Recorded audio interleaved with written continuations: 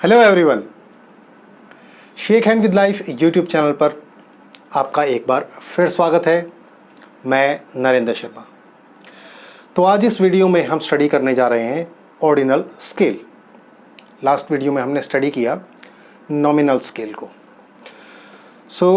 Ordinal scale क्या है, कैसे इसको यूज़ करते हैं, क्या इसकी एप्लीकेशन है, ये सारी बातें आज हम इस वीडियो में स्टडी करेंगे, जो कि है ऑर्डिनल स्केल।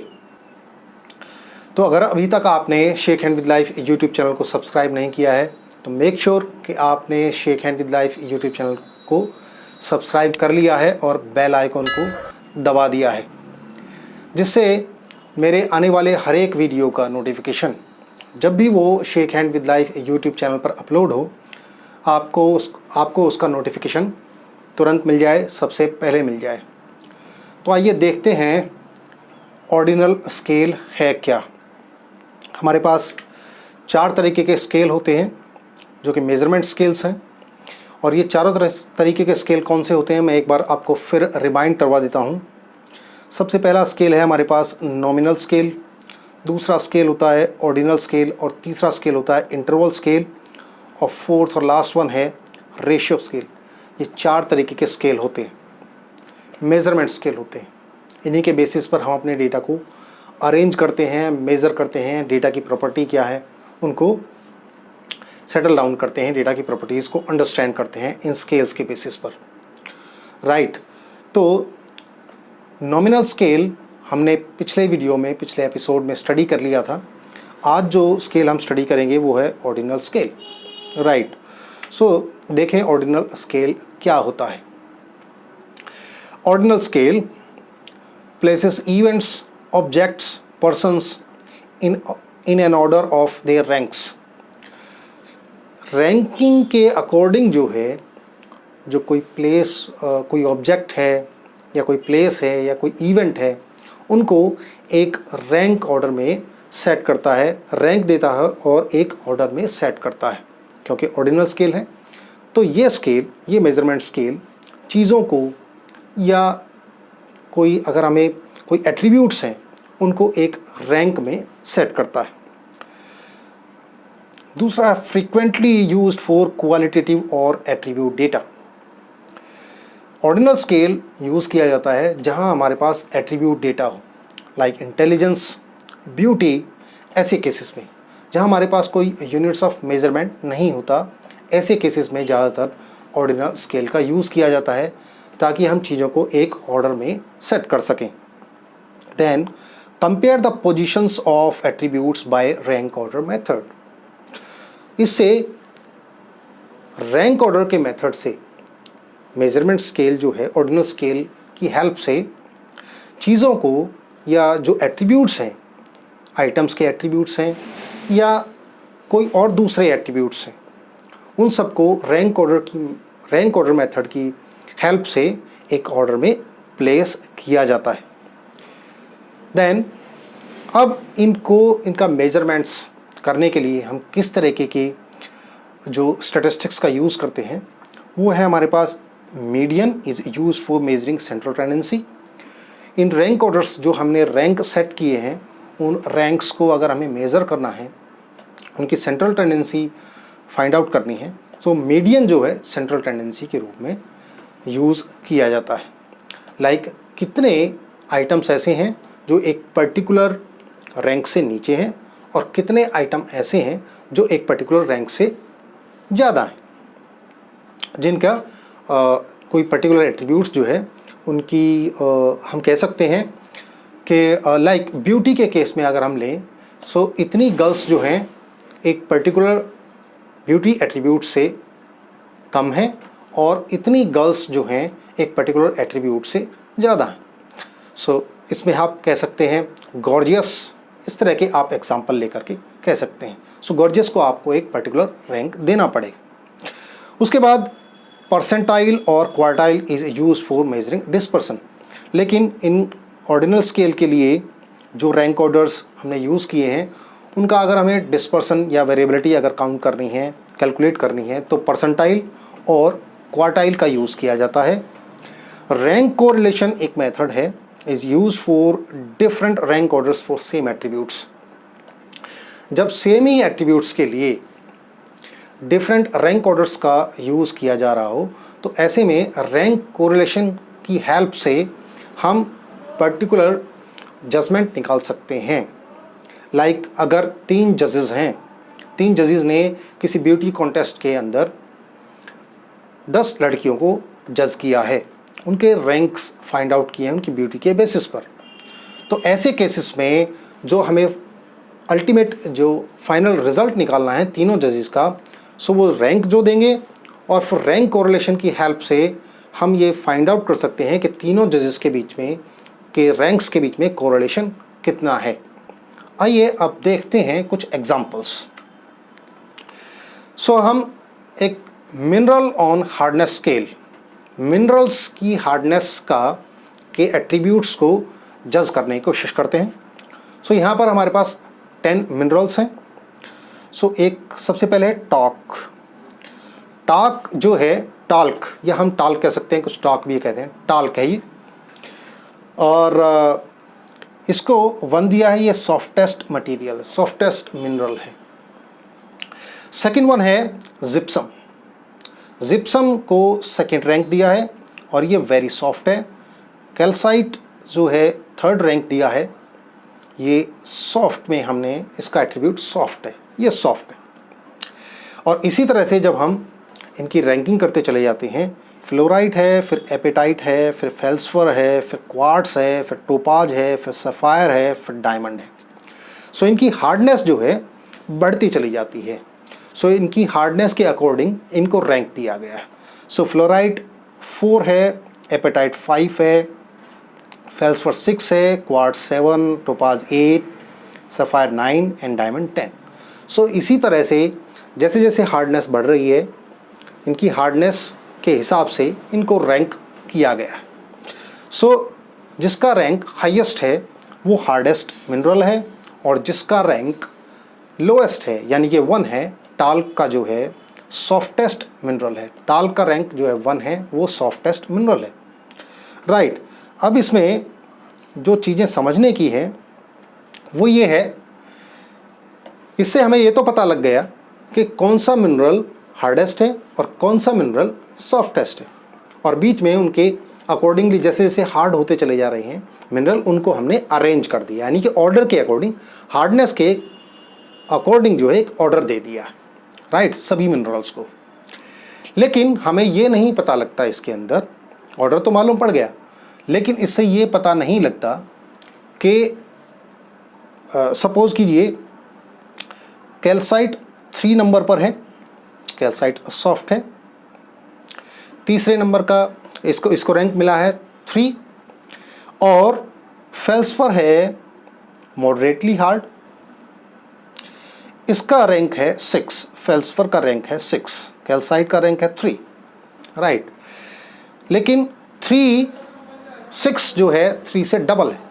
इसका मतलब ये नहीं है कि फेल्सफर जो है कैल्साइट से ठीक डबल हार्ड है। सो ये कंपैरिजन हम नहीं कर सकते।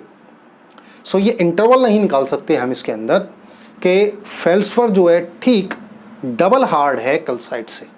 ये तो पता है कि फेल्सफर कैल्साइट से ज़्यादा हार्ड है, लेकिन दुगना हार्ड है कैल्साइट से, ऐसा डिसाइड नहीं कर सकते।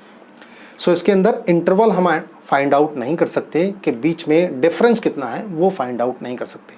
इसी तरीके से हम कहें कि सफ़ायर और डायमंड के बीच में जो रैंकिंग है उसका डिफरेंस है 1, 10 - 9 1। इसी तरह से अगर हम ले लें कैल्साइट और फ्लोराइट के बीच में ले लें, सो कैल्साइट और फ्लोराइट के बीच का डिफरेंस जो है वो भी 1 है। राइट, अब हम ये नहीं कह सकते कि डायमंड सफ़ायर से जितना ज़्यादा हार्ड है उतना ही हार्ड जो है फ्लोराइट कैल्साइट से है, ये भी कोई कंक्लूज़न नहीं निकाल सकते।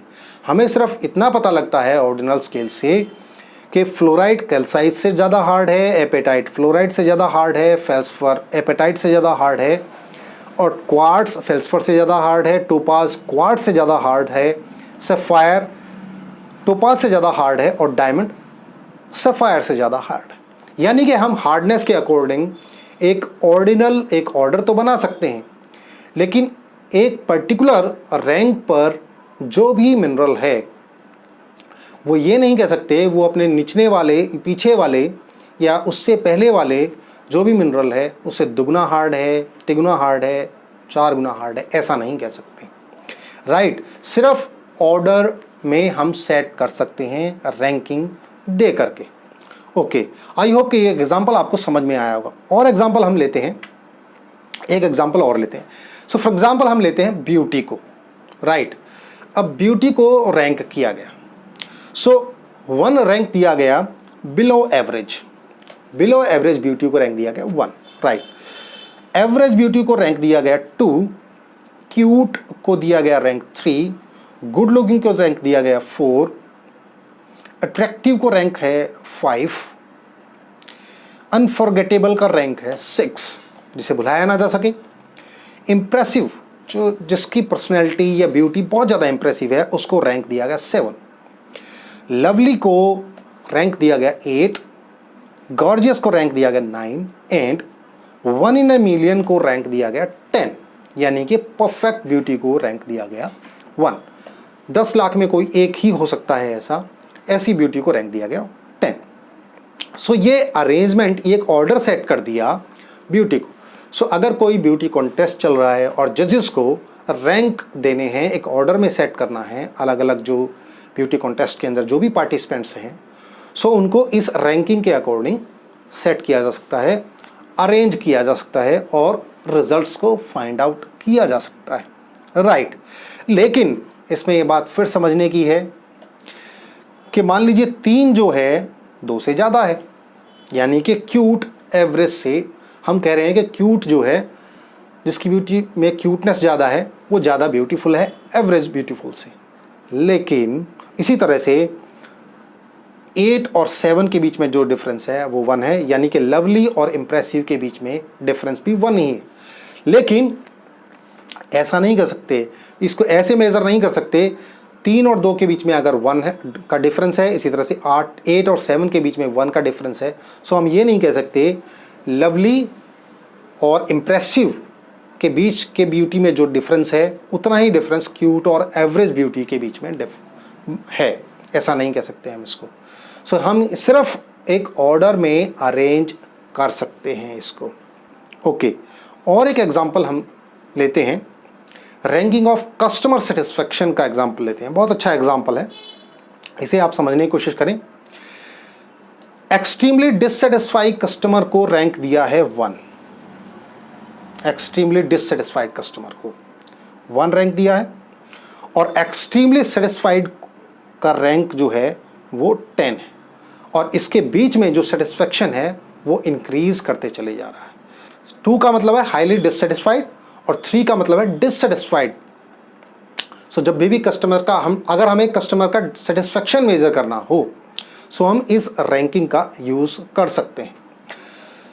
4 है मॉडरेटली डिससेटिस्फाइड, कस्टमर डिससेटिस्फाइड तो है पर मॉडरेटली डिससेटिस्फाइड है। नॉट सेटिस्फाइड के लिए 5 है और सेटिस्फाइड नहीं है, डिससेटिस्फाइड नहीं है लेकिन सेटिस्फाइड भी नहीं है। राइट, 6 कांट से कस्टमर कह नहीं सकता कि वो सेटिस्फाइड है या डिससेटिस्फाइड है।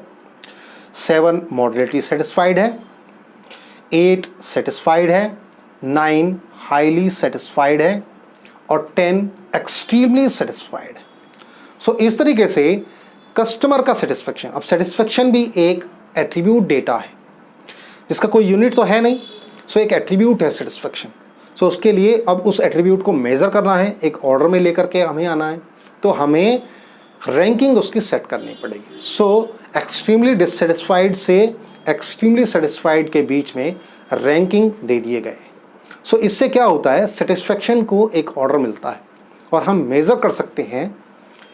ये दूसरा स्केल है क्योंकि ऑर्डिनल स्केल है, एक ऑर्डर में लेकर के आ सकते हैं सेटिस्फेक्शन लेवल को। राइट, सो इसी तरह से प्रोडक्ट सेटिस्फेक्शन के लिए या सर्विस डिलीवरी सेटिस्फेक्शन के लिए रैंकिंग देकर के कस्टमर के सेटिस्फेक्शन को मेज़र किया जाता है। आपको आपका ये जनरल एक्सपीरियंस होगा। बहुत बार कस्टमर केयर के पास कॉल करने के बाद वो लास्ट में ये पूछते हैं कि आप कॉल क्वालिटी आपको कैसी लगी। सो आप अपना फीडबैक ज़रूर दीजिए 10 पॉइंट स्केल के।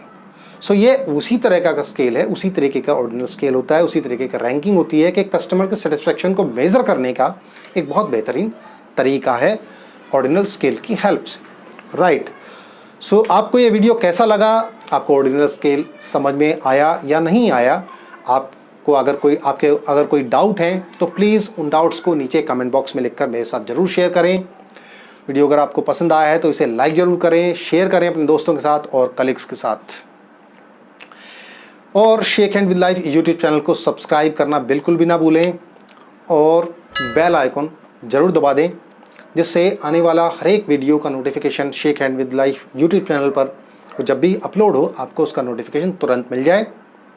कोर्स नोट्स और ई बुक्स के लिए आप मेरी वेबसाइट www.shakehandwithlife.in पर विज़िट कर सकते हैं और उन्हें प्रीव्यू और डाउनलोड भी कर सकते हैं। इस वीडियो में इतना ही। जल्दी ही एक नए वीडियो में एक नए टॉपिक के साथ मैं आपको फिर मिलूँगा। तब तक के लिए बाय बाय।